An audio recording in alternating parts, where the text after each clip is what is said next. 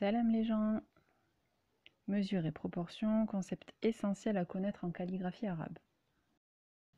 Donc pour expliquer ces deux notions, on va s'entraîner donc avec un kalam. Alors déjà, comment se tient cette chose? Alors donc, on va placer un peu les doigts comme ça. Donc le majeur ici et le pouce sur le côté. Alors les kalams se tiennent, donc la partie creuse, donc ici, vers le bas, donc côté papier. On place nos doigts ici et le bout ici repose sur notre main. Alors super important, les doigts ainsi que le poignet ne doivent pas bouger. Donc c'est-à-dire c'est comme s'ils étaient rigides, fixes. Parce que si on bouge, ça va nous donner un mauvais tracé des lettres et on va se retrouver avec une certaine irrégularité. En fait, tout le mouvement provient du coude.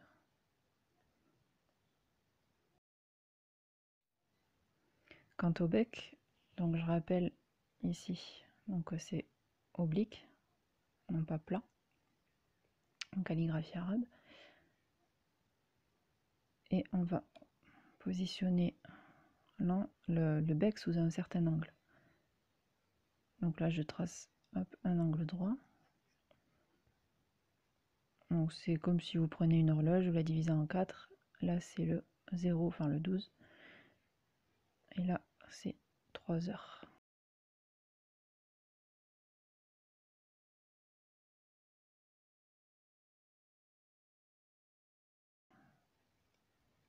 Ici 1 heure et là 2. Alors dans le style Thuluth, il y a une certaine flexibilité au niveau de l'écriture. Donc on va pas non plus compter au degré près. Mais voilà, il faut compter à peu près, le bon angle se situe entre 1 et 2. Donc à peu près ici, ce qui nous donne environ 45 degrés plus ou moins.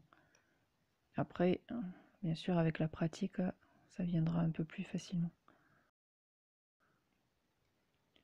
Surtout, ce qui est super important en calligraphie, c'est veiller à ne pas décoller le kalam donc du papier. C'est-à-dire, voilà, il ne faut pas qu'il fasse comme ci, comme ça. Il faut vraiment coller toute la surface du bec toujours sur le papier et garder cet angle constant. Voilà. Parce que sinon, ça va vous donner des trous et des lettres vraiment pas régulières. Alors ne pas trop appuyer non plus pour éviter de faire des pâtés ou des traînées et des coulures d'encre, mais avoir une certaine fermeté.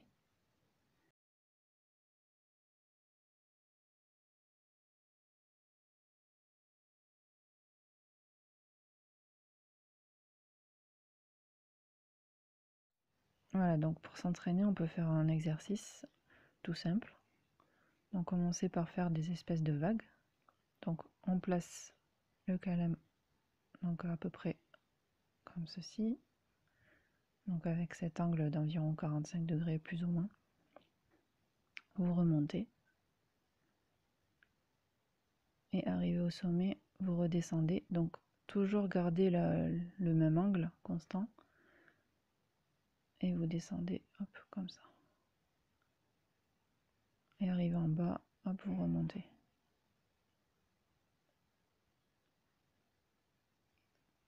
Donc là vous voyez que naturellement ici l'angle, pas l'angle, le tracé est plus large, donc forcément il prend toute la largeur du bec, et ici donc le trait est beaucoup plus fin.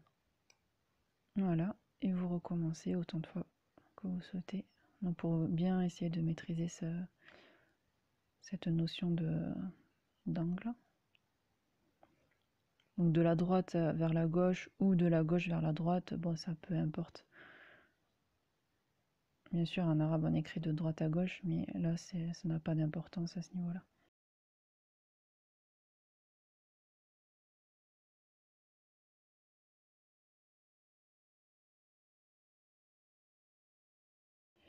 C'est vraiment pour s'entraîner à tenir déjà le calame, garder cette direction et bien, donc comme on a vu, bien donc bouger toute la main, tout le bras.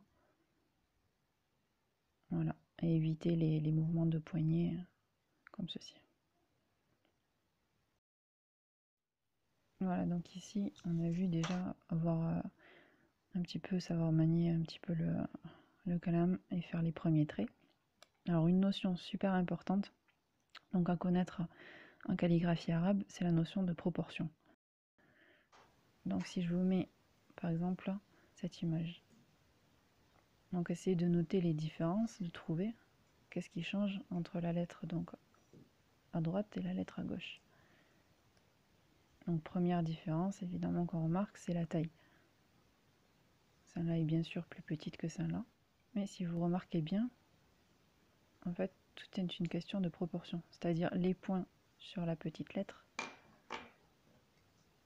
seront égales à la largeur du trait ici. Et également donc sur la grande lettre, donc le ta, le point sera égal à la largeur du trait ici. Donc en fait, à retenir, c'est plus vous avez un calame qui va être avec un bec large, bah, tout simplement votre lettre sera large et grande. Et plus vous avez un calame avec un bec plus petit et fin, donc proportionnellement, votre lettre va être plus fine et donc, en l'occurrence, de taille plus petite. Et pour cela, un autre exemple tout simple. Donc cette lettre, voilà. Donc là, si vous remarquez, on a noté des points. Donc je rappelle que le point est l'unité de base qui permet de mesurer quand on écrit en calligraphie. Alors pourquoi le point? Tout simplement parce qu'on ne va pas mesurer les lettres en centimètres ou en millimètres, parce que tout est relatif justement à la largeur du bec du calame qui est utilisé. Et bien sûr, chaque personne va utiliser un outil différent selon, selon ses goûts, ses préférences. Alors donc pour tracer ce fameux point, donc en fait c'est un point donc on remarque qui est donc des quatre, c'est comme un carré donc si vous voulez, hein, donc les quatre côtés égaux et qui est similaire comme une espèce de diamant donc parfaitement égal sur chaque côté. Alors pour le tracer, donc pareil on prend le calame comme ceci, donc avec un angle d'environ 45 degrés. On le place comme ça. Et puis tout simplement on va descendre. Voilà, sur le côté. Et voilà. Et quand on arrive à faire un carré, on lève tout simplement. Et ça nous fait notre petit carré. Je recommence. Voilà. Alors, donc, ce qu'on voit parfois, donc pour vraiment les tout débutants, ce qui est un peu compliqué, qu'on retrouve les erreurs les plus courantes, on va dire. Donc, c'est de faire tout simplement un carré, enfin, de pas lâcher de pas relever le calame assez tôt, et tout simplement, ça va nous donner voilà un rectangle. Donc voilà, bien levé au niveau ici et pas non plus trop tôt pour éviter d'avoir un rectangle également, mais du coup de l'autre côté. Donc deuxième type d'erreur, c'est aussi donc l'angle du début qui n'est pas respecté. Donc si par exemple vous tracez, vous voulez faire un carré donc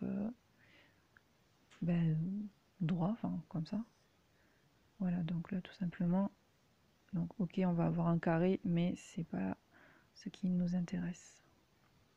Donc vraiment placer dès le début votre calame ici et surtout ne pas bouger l'angle et tout simplement descendre comme ceci vers le bas. Voilà, donc vous pouvez faire des lignes de points pour vous entraîner ou alors au milieu des vagues que nous avons fait ici. Donc voilà, des points hop, dans les espaces, tout simplement. Voilà. Donc avec la lettre Sad, Si on mesure ces proportions en points, cela donnerait donc 4 points ici, donc pour la largeur à ce niveau-là. Un point ici. Et du coup, si on veut écrire donc une lettre plus petite sur notre papier, ben, on va utiliser un calame tout simplement plus petit. Donc ici, voilà, tout en gardant les mêmes proportions. Donc c'est-à-dire, je vais utiliser donc ce calame, mais je vais réduire, en fait, tout simplement, voilà. Donc ça donnera une lettre beaucoup plus petite, mais qui garde toujours les mêmes proportions, c'est-à-dire 4 ici, un point ici, voilà, et ici également, c'est identique. Alors à noter aussi, on trouve de temps en temps des cercles comme point de mesure, donc comme ceci, des petits ronds. En fait, ça signifie que c'est égal, donc un petit rond est égal à la moitié d'un point, donc à la moitié d'un carré. Donc par exemple, si on trouve, hop, 1, 2, 3, hop, et le petit rond, donc cela équivaut tout simplement à ceci. Donc 1, 2, 3, et la moitié d'un carré. Voilà, tout simplement. Alors, c'est super important de savoir donc les bases des mesures, parce que cela va nous aider à bien tracer chaque lettre par la suite. Donc un thuluth, donc chaque lettre est codifiée donc par un certain nombre de points à respecter. Donc après, par exemple, quand on va nous demander par exemple 5 points de mesure sur une lettre, et que votre lettre infra 5 points et demi ou 6 points, c'est pas dramatique. Encore une fois, ce type d'écriture est assez flexible. Donc pour les débutants, c'est vraiment relativement facile. Et il ne faut pas non plus être trop rigide avec vous-même, parce que sinon, à ce compte-là, vous allez commencer à tracer quelques lettres. Hop, ça tombe pas à 5 points pile ou à 4 points pile. Hop, bah c'est bon, j'y arrive pas, c'est difficile, c'est trop compliqué. Non, il faut vraiment garder voilà, une certaine souplesse. Je parle en connaissance de cause, surtout au début, pour justement éviter cette démotivation et vraiment de tout laisser tomber. Donc essayez de faire au mieux, et de toute façon, après, ça va aller de mieux en mieux avec la pratique et avec l'habitude. Donc quant à moi, je vous retrouve pour une prochaine vidéo. Donc on verra sûrement dans les prochaines vidéos donc tracer nos premières lettres. Donc en commençant par le alif. Donc il paraît vraiment simple au premier abord, mais qui n'est pas si simple que ça et qui renferme ses petits secrets, comme on dit. En attendant, si vous avez des questions, des remarques ou des suggestions, s'il y a des choses qui ne sont pas claires sur cette vidéo ou sur les vidéos précédentes, n'hésitez pas à laisser un commentaire, à vous abonner pour suivre donc l'évolution, à me suivre aussi sur les autres réseaux sociaux, donc Instagram, Facebook, etc., qui sont en lien donc dans la description. Et je vous dis à bientôt.